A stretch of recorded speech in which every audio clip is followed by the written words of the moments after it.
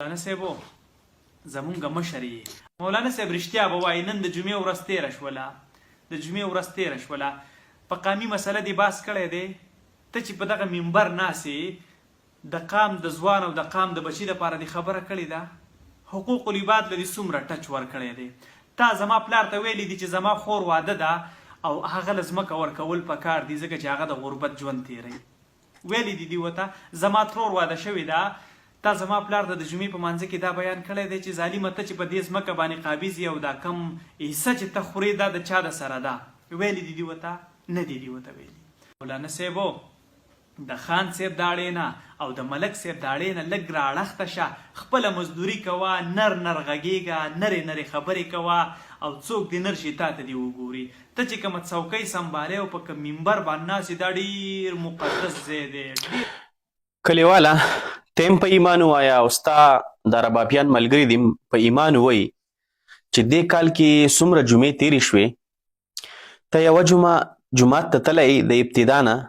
چې امام صاحب د ابتدا نه بیان شروع کړی دی او ته ورکې ناستې داسې جومات ته ثابتولی شي کلیواله چې ته تللی یو مخکې سب کې ناستې چې نن دا مولي صاحب په کومه مسله باندې بحث کوي نن دا مولي صاحب په کم ټاپک په جمعه کې خبره کوي ته کېناستلی ستا دا قام کېناستلی دی ته چې د خپل پلار خبره کې چې زما پلار ته دا مسله ولې نه کې چې زما خور ته حصه ورکي زما ترور ته حصه ورکي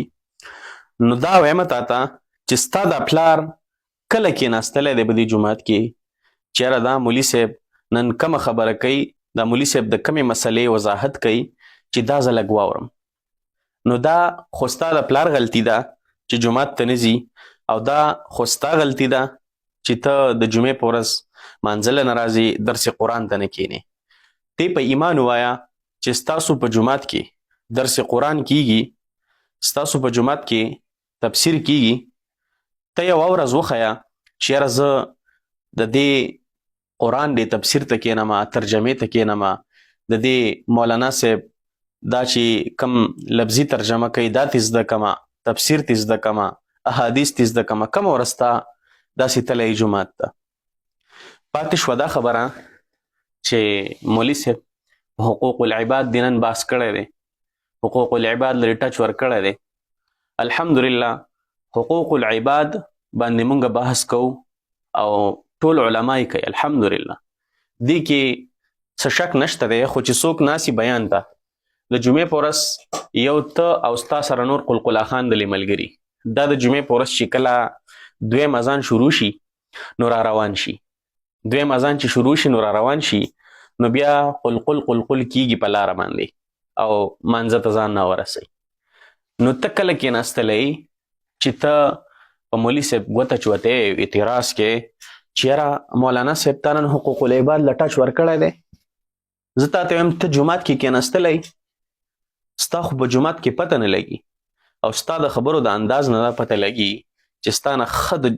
مسجد امام د نه تنګ دی ځکه چې ته ما پسې قاریان راتلو خلک را پسې راتلو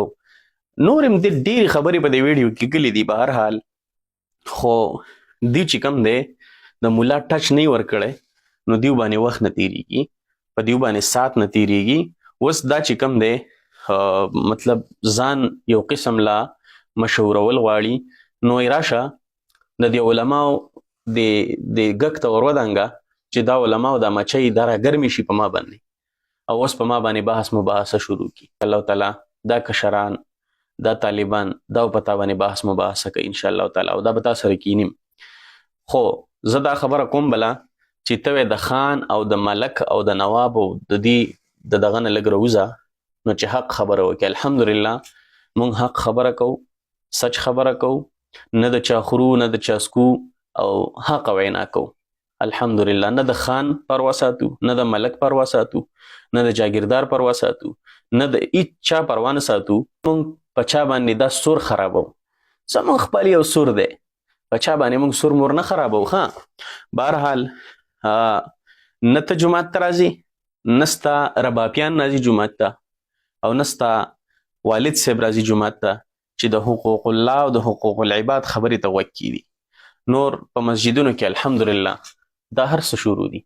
او ستا شان قلقل شي کلیواله بیا دا خبرې کوي چې جومات ته نه راځي